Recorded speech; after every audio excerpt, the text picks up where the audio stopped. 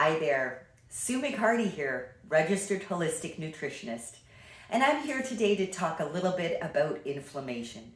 Did you know that a certain type of inflammation is actually good for us? That's acute, short-term inflammation. That happens when you bump yourself, cut yourself, or perhaps you're ill. That type of inflammation is short-lived, and it is a very normal part of the healing process to immobilize the area and bring nutrients to the area. However, most of us suffer from some form or degree of longer term chronic inflammation, and this inflammation is quite bad for us. It can cause a whole slew of problems over time, including brain fog, fatigue, low energy, slow healing, and also joint pain is a very common symptom of chronic low-grade inflammation. This can be managed quite well with a number of lifestyle and dietary modifications. So I'm going to briefly go over a few of these today. The first step, and this can actually make quite a big difference in the overall inflammation, is actually taking certain things out of your diet and lifestyle. So some of the things that are most important to take out include, number one, sugar. Sugar is the most inflammatory food, and I use that term very lightly, that exists. It causes stress to the body, it causes oxidative stress and damage to your cells, and unfortunately, it's highly addictive. It's found in most foods in some way, shape, or form. So it's really important to try and minimize or take it out altogether. And that alone can make a huge difference in decreasing overall inflammation. Number two, I would say, would be gluten. Most wheat is hybridized and genetically modified. Gluten can damage the intestinal lining, causing what's known as leaky gut, and as a result can cause bloating and inflammation. So as a registered holistic nutritionist, I believe that's an important thing to take out. Number three, dairy. Did you know that 70% of the individuals over the age of 40 no longer contain the enzymes necessary to break down lactose? Dairy does become more of a problem as you get older, and it will cause bloating and inflammation in the body. I believe, again, that's another important thing to take out for optimal health and keeping inflammation at bay. Fried and processed foods, that should really come as no surprise. They've been stripped of nutrients. They really contain nothing that actually nourishes your body on a cellular level. And in fact, they can just cause inflammation because they've added in refined seed oils, sugar, salt, and other chemical additives that can stress your body and cause damage. So important to take fried and processed foods out. Alcohol. I'm sorry to tell you this, but alcohol in excess of 1 to 2 drinks per week becomes inflammatory to the body. And I could make a whole other video on this, but suffice it to say, it is inflammatory in excess. So some alcohol in moderation is okay. Try and keep it within 1 to 2 drinks per week. And it can also disrupt your hormones if you consume too much of it. Stress is another a lifestyle factor that drives inflammation. If you're under stress, even mental stress can cause physical symptoms. So it's important to try and manage your stress and keep it as low as possible. I know that's easier said than done, but I will give you some strategies to try and help in that regard. And finally, a sedentary lifestyle. Our bodies are designed and meant to move. And a lot of our daily life involves sitting, especially if you're working at a desk or commuting to your job. You're not moving your body enough to move toxins through, pump your lymphatic system, lubricate your joints, and keep inflammation at bay. So those would be my top things to take out. And by doing so, you will already notice a huge difference if you're experiencing any symptoms of inflammation. The second strategies are things to add in to help bring your inflammation down. So let's discuss those now. Number one, water. Who knew? Water is an anti-inflammatory. So I made a whole other video on how much water you should be consuming per day. You take your body weight in pounds and you divide it by 2. And that's the number of ounces of water to drink per day. So for example, if you weigh 150 pounds, you divide that by 2, and that's 75 ounces of water minimum that you should be drinking per day, which is just over 9 cups. Now, unsweetened herbal tea also counts towards that hydration total, and you actually want to add a little bit more if it's hot outside or if you're exercising. Lots of whole one ingredient foods.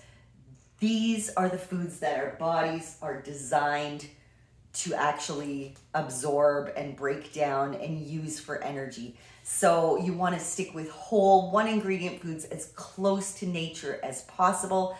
That will be easiest on your system and keep inflammation at bay. You also want to focus on lots of colors. I've got a few examples here. So you want to focus on enough variety that you're getting a variety of colors, because each color of food has a different nutritional profile. So red, orange, green, yellow. You want to try and consume as many different varieties and colors per day as possible. Blueberries are purple. They're very high in antioxidants.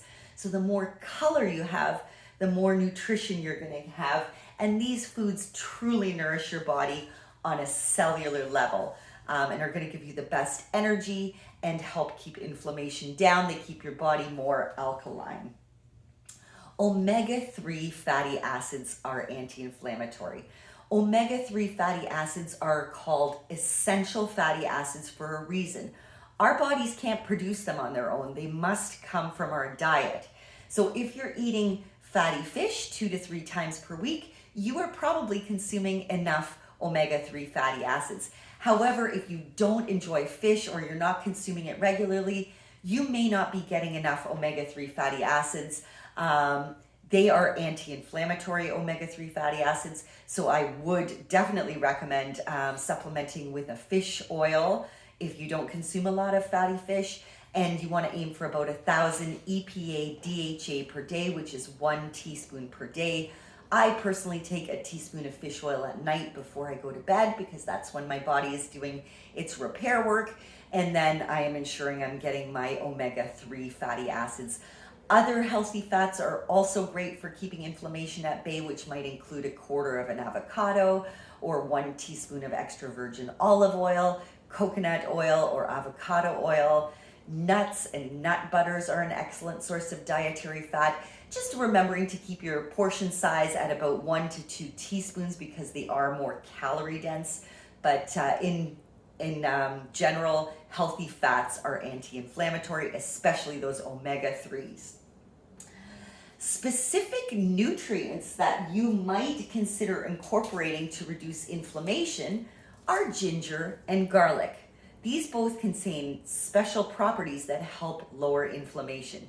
So use ginger liberally in your cooking, in your chilies, in your soups.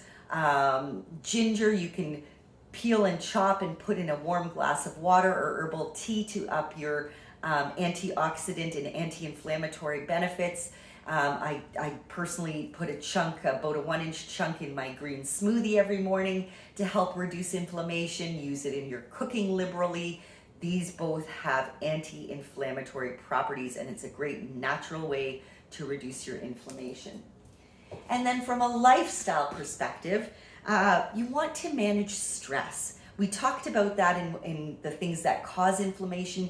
Mental stress causes physical symptoms. It can increase inflammation. So it's important to incorporate daily stress management strategies to help keep inflammation lower. So this might include daily gratitude, Think of 3 to 5 things every morning that you're thankful for or before you go to bed. Even a 5-minute daily guided meditation can be helpful at keeping your stress levels lower. Going for a walk for even 10 to 20 minutes, and bonus, that's going to increase your daily step count and activity as well. Spending time with loved ones, doing a hobby that you enjoy, or reading. These are all great ways to manage stress, and you should be incorporating at least one of these on a daily basis. And finally, activity. We talked about that sedentary lifestyle and how our bodies are meant to move. Include some daily activity, and it doesn't have to be a crazy CrossFit workout. It can be that 10 to 20 minute walk every day just to move your body. When we move our body, we pump our lymphatic system, and our lymphatic system is a series of clear fluid that moves through the body and collects toxins and bacteria and excretes them. It's great for your immune function, but that can also help with inflammation as well. And movement is actually an anti-inflammatory because when we move, we lubricate our joints and make them more mobile. So those are a few tips and tricks to help you get started. Of course, there are many more. One bonus tip that I did want to include is cinnamon. Some people might not realize that cinnamon is an anti-inflammatory. The minimum effective dose to reduce inflammation is 1 teaspoon of ground cinnamon. So again, use it liberally. I put a teaspoon in my smoothie in the morning, in that green smoothie, to help keep inflammation low. You could add it to your herbal tea. You could sprinkle it on top of salads, soups, however you can get it in, but 1 teaspoon is the minimum effective dose to actually bring your inflammation down. So those are some natural tips and tricks to help you keep your inflammation down, help you reduce it, but equally as important as adding in these elements that will reduce inflammation is taking out the ones that are causing inflammation in the first place. If you would like more help with this, I am happy to book a one-on-one consultation to work on a personal menu for you or a strategic plan to help you lower your inflammation if you're experiencing any symptoms.